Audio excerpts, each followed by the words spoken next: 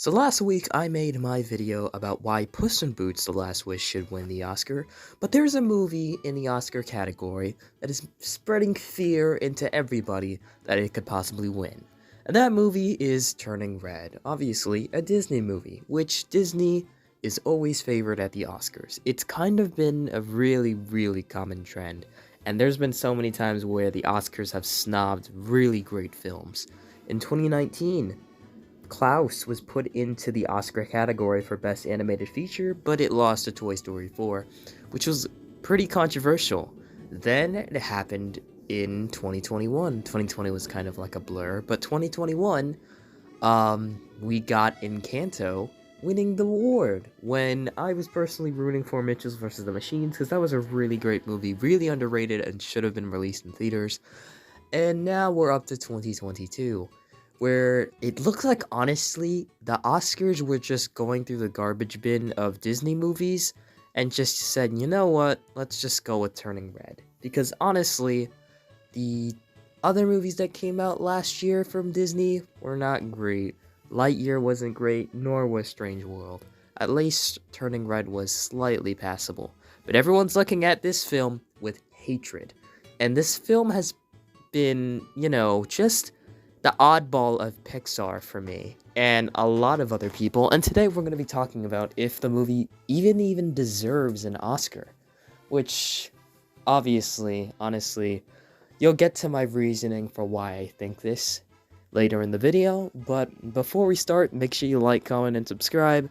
And let's get into our second movie because I'm pretty sure the Oscars is tomorrow. So later, I will be posting the Pinocchio video sometime maybe tomorrow, and that'll be it. I had already covered the Sea Beast and Marcel the Talking Shell with shoes on, and that'll be it for my reviews on the Oscar films. But let's get right into it. Now, Pixar is a company that always makes films that are almost makes films that are amazing. Some of them will make you cry, like Up. Others will make you feel excited, like The Incredibles, and others are just slice of life and will still make you cry inevitably. And that's kind of what Pixar is known for. They can tell so many stories through different mediums like fish, cars, dinosaurs. Okay, we don't really talk about dinosaurs, but so many mediums they could tell stories through, and this movie was a topic Pixar has never tackled before. And not many other animation studios have tackled this topic before. And I think that's where the cringe factor or the disliking of this movie came from. Pixar decided to change something. They wanted to tackle a topic no other animation studio that I know of at least has tackled in an animated feature film, and that is puberty. And that's kind of basically what Turning Red is about. It's a metaphor for puberty through a red panda. And I remember people saying this was Hulk for kids. That was such a stupid statement. I never want to hear that again.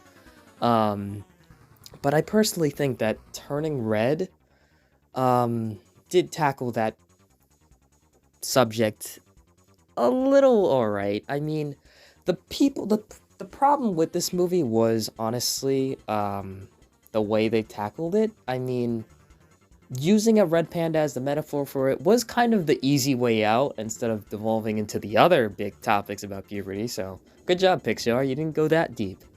And I think people didn't like it because of them going into that topic and kind of the cringe factor in the movie.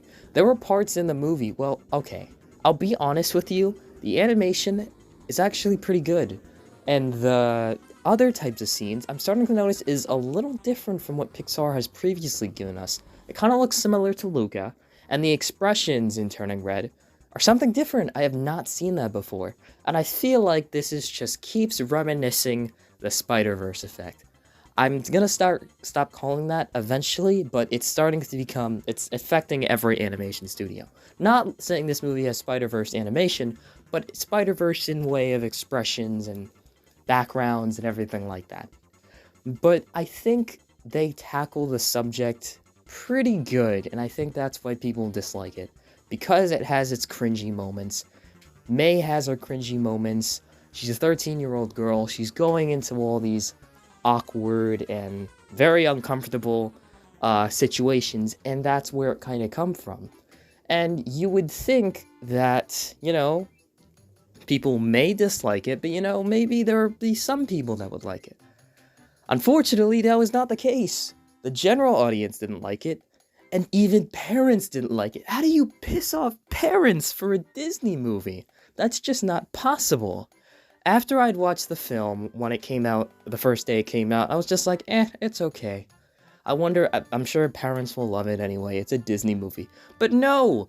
When little me showed up to class the next day, my teacher, someone in my class was talking about the movie, and my teacher said, "Oh, that movie?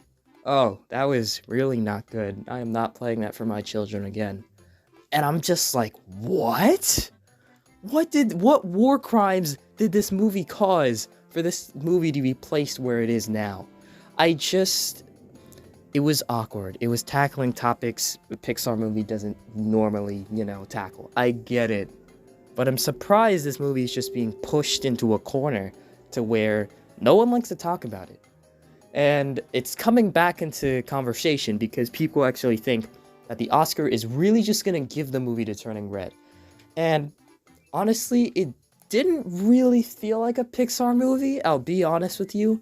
If you removed the animation studio Pixar, I probably would have still believed you. I would have said it definitely looked a little similar to Luca, but I wouldn't say it was a Pixar movie until later in the movie. So, the general plot, May is 13 years old. She's kind of doing her own thing now, but is kind of under silent control of her mom, trying to impress and, do everything that she needs to do. Then, eventually, she gains the power to turn into a red panda, and she hates that, and it's kind of a metaphor for puberty.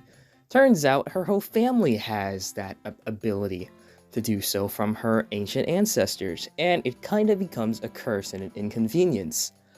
And this, combined with her teenage life, is just a recipe for disaster, and that's exactly what happens. And throughout the film, she learns that, maybe this panda isn't so bad, and maybe she should just have it and, not get rid of it. And she actually does. She does come to this full realization that people actually love the panda. They don't see it as this monster that should be gotten rid of. And she realizes that too. She changes over the course of the story, being able to do her own things, not just under the influence of her mother. And that could also be another reason why parents may not like that, because it's kind of telling kids to be their own thing, which, actually, no, that's a good message. Tell kids, they can do what they want. And not just that, I was not expecting at the end. It was kind of hinted a little bit. I honestly thought the main villain was going to be the grandmother that was hinted at it throughout the story, but no, it was actually May's mom. I kind of saw this slightly coming. You saw the slight tensions May and her mom were having throughout the story, and then when May literally got rid of the ritual and just left to go to that concert that her mom has been hating throughout the movie, she snaps and turns into this giant kaiju panda, and I was just like, whoa, that was not on the agenda that I was expecting for this climax. And I'll be honest with you, when the giant panda was showing up towards the stadium towards the movie, okay, that was a little terrifying. That was a little terrifying. And honestly, I think also the climax also kind of didn't help. It didn't help the movie's case. It didn't really. Yes, all the rest of the family did turn into giant pandas. It was basically a little kaiju fight. I mean, I don't have a problem with kaiju fights, but I'm playing the scene right now, but this scene right here it didn't help the movie's case, and I see why people are like, yeah, no, I don't want to watch this again. Why am I watching this? And no, this is the awkward stage of like almost everyone and growing into new things and everything like that. So Pixar knew what they were doing, people just didn't like it, and I can get why. And the movie kinda ended on a sweet, bitter note, and it ended. I do notice that the movie did kind of have its Pixar effect, loosely, the tearjerker effect that normally Pixar movies will have on someone. There'll always be a part in a Pixar movie where it's gonna make someone cry, or hit someone deeply in the feels. Someone that's been through that. And there you go. It happened at the end of the movie when May finally gets into her mother's head and realizes what's really been going inside of her head. Just basically it's kind of the same situation May has. Her mother was always trying to live up to her mother's expectations. And we see her as a teenager, the same age as May, and just walking with her. She was bawling and just crying. And I was like, okay, I see what Pixar's doing here. They actually, then it started to feel like a Pixar movie. And then just that whole scene actually was probably my favorite part of the movie. I actually did really like what they did with that. And they both come to realization that May wants to keep the panda, the rest of them will still keep the pandas in their lockets and stuff. And May keeps the panda. It's part of herself now. And the movie kind of ends on a sweet note. Do I think this movie deserves a sequel? No, please leave it. And honestly, I probably won't. Because honestly, this is like, what is this? The third, fourth time where a Pixar movie has been thrown to the curb. This has been happening way too many times. I'm glad it stopped. But this was the breaking point. In 2022, Godzilla vs. Kong had saved the entirety of movie theaters. Movies are releasing in theaters left and right, making billions of hundreds of millions of dollars, so it made no sense for why Disney would release Turning Red on Disney+. And that was just very stupid. They did release Turning Red for like a day or two in theaters to test the waters, but the movie only made $10 million, which is a bomb. But then again, it was really only for one day. But I feel like they could have made a lot more money on that movie. I don't know why. Maybe they didn't like what the movie was doing, but it was just... They've been throwing Pixar to the curb for a while now. And they were making some pretty good films. We got Soul, we had Luca. Those were all good films. And even Turning Red they threw to the curb. So Disney took 3 L's this year. Turning Red, not really receptioned that well. Bombed at the box office because they only really put it on for one day. Lightyear, not also greatly recepted, also bombed at the box office. And Strange World, not recepted greatly, and bombed at the box office. That was a terrible year for Disney. And if they are still favored in the Oscar category, that is insane. Like, literal insanity. And I feel like the Oscars just went through the garbage bin of Disney movies that came out, and you know what? They just looked at Turning Red and said, you know what? This is probably the most passable one out of all of them. And personally, to me, do I think Turning Red deserves the Oscar? No, not really. Do I think that it was the best option if the Oscars really had to pick a Disney movie? Yeah, it was probably their better option, because if Lightyear or Strange World was put into that category for Best Animated Feature, I would be laughing. But then again, you gotta put the two names together. Turning Red. Just think to yourself for a minute. Turning Red, Best Animated Film of the Year. Turning Red, Best Animated Film of the Year. Those two words do not align, they do not connect, they are not puzzle pieces. No, they just don't work. I don't think I know a single person on this planet that thinks Turning Red is the best animated film of the year. That is crazy. So no. It is a contender, honestly, because everyone's worrying that the Oscars are just gonna give this movie the best animated feature. But the real three contenders are really just Puss in Boots, Pinocchio, Guillermo del Toro's, and Turning Red, because it could sneak by. And I really hope that doesn't happen. I'm going to sit down at the Oscars, hoping that doesn't happen.